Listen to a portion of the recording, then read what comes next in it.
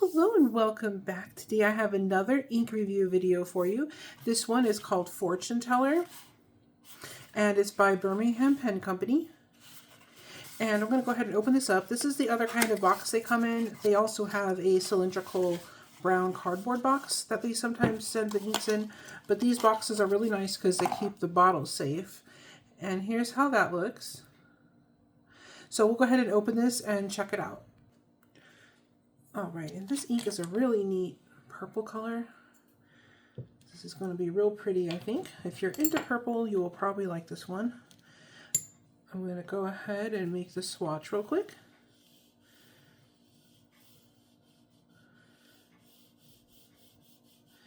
This is a really nice, what I would call like a true purple,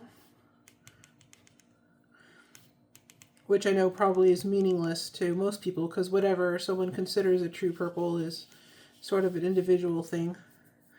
All right, let's clean this off here.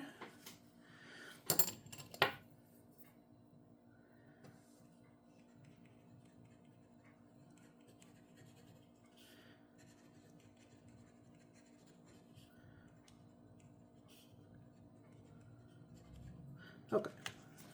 So I'm going to set this aside to dry and then we will test this on some paper. I'm going to start with some copy paper because, as you know, sometimes you just don't have access to your nicer papers and you want to know if the ink is going to work well.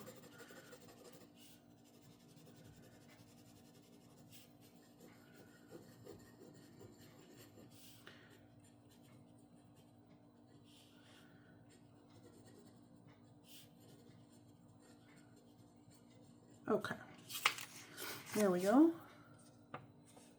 So this looks pretty good actually. I don't see a ton, well actually maybe it is now. We'll see how it looks when it dries, but at first I wasn't seeing a whole lot of feathering, but there may actually be some there in the writing. So now normally with fountain pens you're not going to be using them on the cheapest paper available on, you just go out of your way to buy some nicer paper for things like journaling and stuff, but sometimes you don't have access to your paper, like I said, if you're at work or school or in some sort of environment where you have to use whatever's at hand.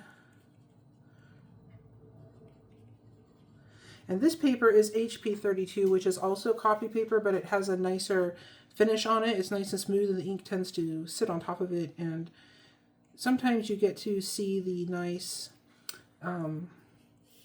special effects of the ink with this paper because of how it behaves. So this is sometimes a good substitute if you can't get the Tomo River paper. So far this looks good, no feathering or anything.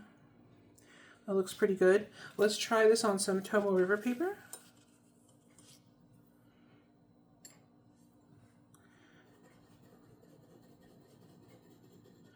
Okay.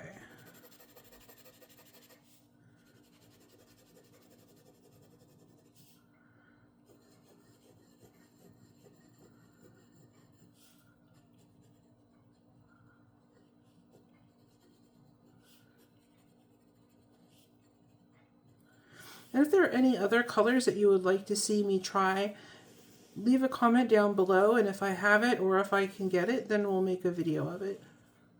There we go. I guess I should finish out this here. There we go. All right.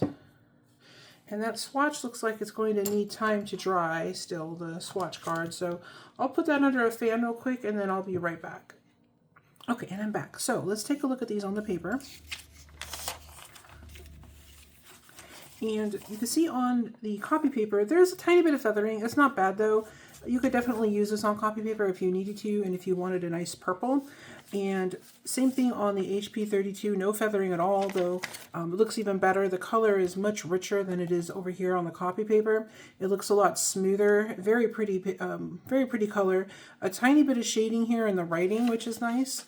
And then here it is on the Tomo River paper. And again, there's just a little bit of shading. This isn't, I don't think this is a color that was meant to be super high shading, but you do see in here the different, hopefully the camera picks it up, but as the color kind of breaks apart and you can see the different shades in there. It's very pretty, nice purple.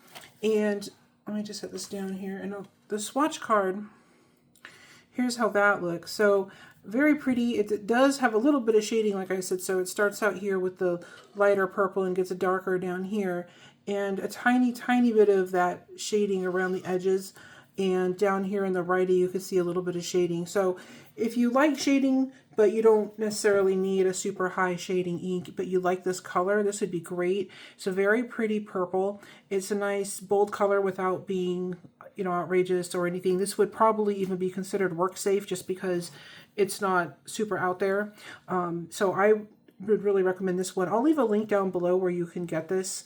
And the only thing I will say about Birmingham Pen Company is they tend to sell out pretty quick, and then you might have to wait for them to make more of the ink before you can get the color. So if it's available and you want it, just get it, because it might be, you know, weeks or months before they restock it. So I highly recommend getting the colors you want when they're available.